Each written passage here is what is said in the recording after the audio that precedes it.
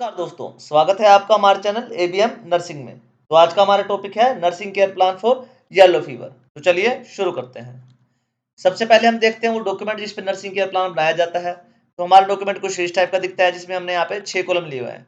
आप 4 या 5 कॉलम भी ले सकते हैं, बट हमने 6 कॉलम लिए हैं ताकि आपको समझने में आसानी रहे। तो यहाँ पे क्लाइंट का नाम लिखा जाता है, पेशेंट का नाम मतलब, ठीक है। यहाँ पे नर्स का नाम लिखा जाता है, यहाँ पे डेट लिखे जाते हैं जब पेशेंट एडमिट हुआ है। तो एक अलग-अलग टाइप के कॉलम होते हैं। सबसे पहला कॉलम होता है असेसमेंट का, जिसमें सब्जेक्टिव और ऑब्जेक्टिव डेटा आते हैं।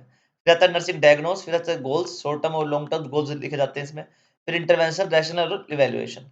हम क्या करेंगे, one by one in columns को अलग, जो भी इसका डेटा होगा, जो येलो फीवर से रिलेटेड डेटा होगा, उसको समझते चलेंगे। लास्ट में क्या करेंगे, सारे डेटा को इस टेबल में पुट कर देंगे, तो हमारा येलो फीवर का नर्सिंग केयर प्लान बनके तैयार हो जाएगा। उससे पहले हमने यहाँ पे एक पेशेंट प्रोफाइल ली है, जिसको हम आइडेंटिफिकेशन डेटा भी कहते हैं। हाइपोथेटिकल प्रोफाइल है एक, ठीक है। तो यहाँ पे हमने लिखा है, पेशेंट का नाम लिखा है, एज लिखी है, जेंडर लिखा है उसका, ठीक है, ऑक्यूपेशन लिखी है, एड्रेस लिखा है, कहाँ से बिलोंग करते हो, मैरिटल स्टेटस लिखा है, मैरिड है अनमैरिड है, एडमिशन डेट लिखना है, ठीक है, डायग्नोस लिखना है कि अभी येलो फीवर हुआ है पेशेंट को, मेडिकल हिस्ट्री लिखनी है कि हाई ग्रेड फीवर है 5 दिनों से, ठीक है, मसल पेन भी हो रहा है उनको, और क्या हो रहा है, भूख भी नहीं लग रही है उनको, एलर्जी क्या, अब कोई एलर्जी नहीं है पेशेंट के, वेट लिखा है उसका और हाइट लिखी हुई है। तो ये होगा हमारा एक आइडेंटिफिकेशन डेटा, जिसे हम पेशेंट प्रोफाइल भी कहते हैं। तो सबसे पहला आता है हमारा असेसमेंट डेटा। असेसमेंट डेटा में हमने लिखते हैं सब्जेक्टिव डेटा और ऑब्जेक्टिव डेटा।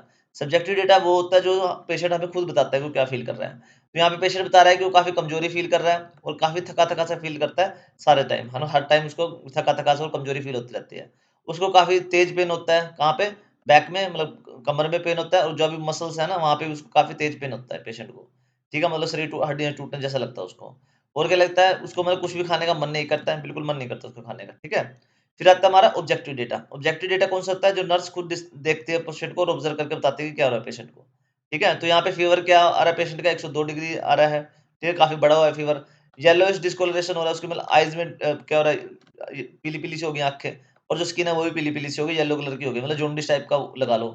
जोंडिस को मतलब पीलिया कहते हैं, पीलिया इन द सेंस कि येलो कलर को। जोंडिस और येलो जो फीवर है ना, अलग अलग चीजें, अलग अलग चीज कैसे है।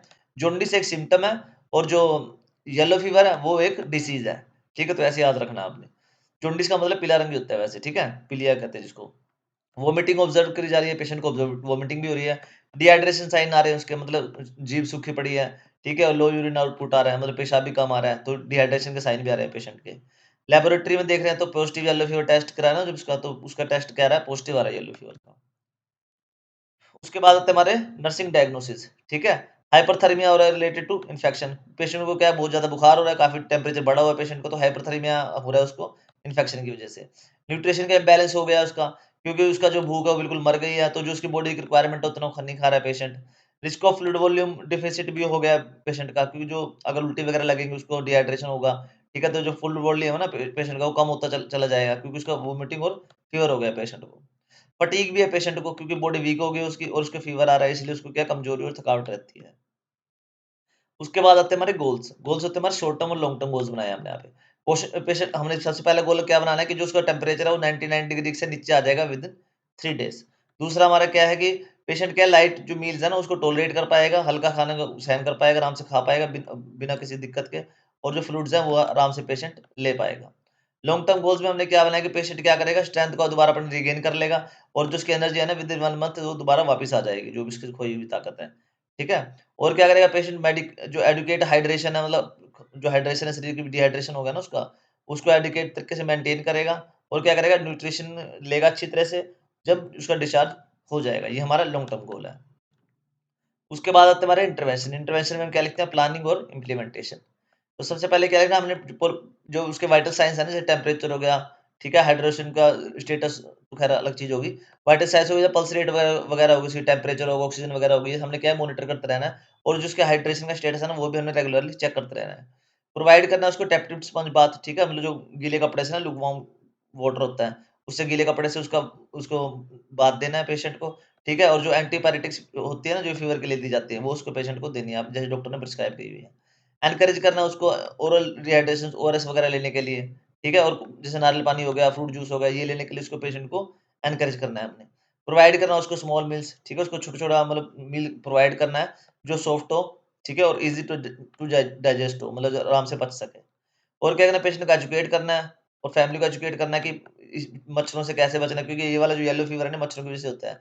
नेट्स लगाने हैं, रेपेलेंट्स लगाने हैं, ठीक है, जाली वगैरह लगा के, मच्छरदानी वगैरह लगा के रहना, ये आपने फैमिली को क्या करना है, एजुकेट करना है। उसके बाद आते हैं हमारे रैशनल्स। रैशनल्स में हम क्या लिखते हैं, जो भी हमारे इंटरवेंशन किए उन्होंने क्यों किए हैं, वो रैशनल्स में आते हैं हमारे। तो मॉनिटरिंग कर रहे हैं हम ताकि उसकी इफेक्टिवनेस देख की जा सके, पेशेंट की जो भी हम ट्रीटमेंट दे रहे हैं कि सही जा रहा है नहीं जा रहा है। टैपिड स्पंजिंग दे रही है उसको, और एंटीपायरेटिक्स देने हैं ताकि उसका जो फीवर है वो रिड्यूस हो सके। ठीक है, अगर ठंडा पानी ऐसे लगाते रहेंगे ना, उसको ठंडा पानी ल्यूकवार्म होता है जो सा, उससे बॉडी का टेम्परेचर है लो आ जाता है। फिर ओआरएस और फ्लूइड दे रहे हैं उसको ताकि उसका डिहाइड्रेशन और जो इलेक्ट्रोलाइट इम्बैलेंस हो गया ना, वो क्योर हो सके। सॉफ्ट मिल्क दे रहे हैं उसको ताकि उसका न्यूट्रिशन का इंटेक थोड़ा बहुत बढ़ जाए। ठीक है, क्योंकि उसको भूख तो लग रही है, तो थोड़ा थोड़ा दे रहे हैं उसको खाना ताकि उसके शरीर में कुछ तो जाए। मॉस्किटो प्रिवेंशन कर रहे हैं, मच्छरों से बचाव कर रहे हैं उसका, ताकि उसका जो दोबारा इन्फेक्शन ना हो उसको, और उसकी कम्युनिटी को भी, हम जो आसपास के लोग हैं उसको भी बचाया जा सके। उसके बाद तुम्हारी इवैल्यूएशन, जो भी हमने किया उसका क्या रिजल्ट आया, ये हम लिखते हैं इवैल्यूएशन में। तो हमारे क्या है कि पेशेंट का जो टेम्परेचर है वो 98 डिग्री आ गया, उसका 0.6 डिग्री आ गया, मतलब नॉर्मल आ गया। पेशेंट क्या खाना खा पा रहा है आराम से, छोटा मोटा थोड़ा बहुत मील खा पा रहा है, और फ्रूट्स भी ले पा रहा है वो। साइंस ऑफ डिहाइड्रेशन अब उसके कम हो गया, यूरिन आउटपुट अब उसका इंप्रूव हो गया है। जो पेशेंट ने रिपोर्ट की थी कि वो फीलिंग अब क्या कर रहा है, वो अब मोर एनर्जेटिक फील कर रहा है। पहले फटीग से रह रहा था ना उसको, तो अब क्या है, पेशेंट में एनर्जी सी आ गई थोड़ी सी। पेशेंट और फैमिली समझ गए हैं अब अच्छी तरह से कि मॉस्किटो का कंट्रोल मेजर्स रखने कितने जरूरी हैं। तो हमने जो भी डेटा समझा अभी तक वो सारा हमने इस टेबल में पुट कर दिया है। तो ये हमारा फाइनली येलो फीवर का नर्सिंग केयर प्लान बनके तैयार हो चुका है। अगर किसी को इसकी पीपीटी या पीडीएफ चाहिए तो आप मेरे को कमेंट करके बता सकते हैं। तो ओके बच्चों, thanks for watching. Please like share and subscribe ABM nursing. अगर आपको टॉपिक में कोई डाउट हो तो प्लीज यार कमेंट करके पूछना। किसी और टॉपिक पे आपको एनसीपी बनवाना तो वो भी आप कमेंट करके बोल सकते हैं।